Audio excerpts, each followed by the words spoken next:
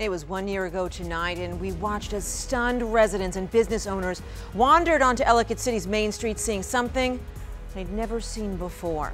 Moments before floodwaters ripped through the area, moving cars and just ripping building foundations clear away. But in those tense moments, there were also many acts of bravery. The man hailed as a hero that night tells our Stephanie Ramirez that the actions of others is what encouraged him to stay. When she finally saw it, tears came down her face and just very overwhelming. That's when Jason Barnes' wife saw the Ellicott City rescue video played hundreds of thousands of times across the world. It happened in this very spot. Now that we're at the 1 year anniversary, it's a little hard to take in everything. So just looking at how the last year changed my whole life. You can see some of the watermarks still right through there. Barnes says the water rose some 20 feet just after he decided to get out of his store called All Time Toys on Main Street. His car had washed away, a man washed up from uphill.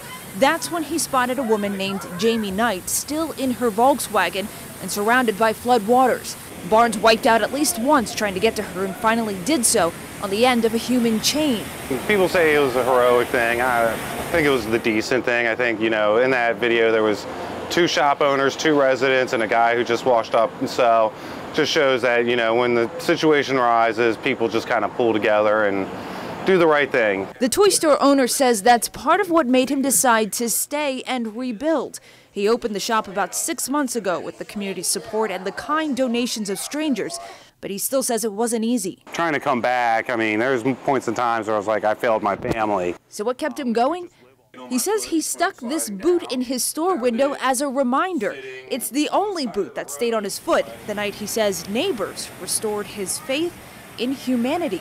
It's still right there, and everyone's helping each other out. If I'm going to have a store, it's going to be here in Old Town Ellicott City. Stephanie Ramirez, WUSA 9.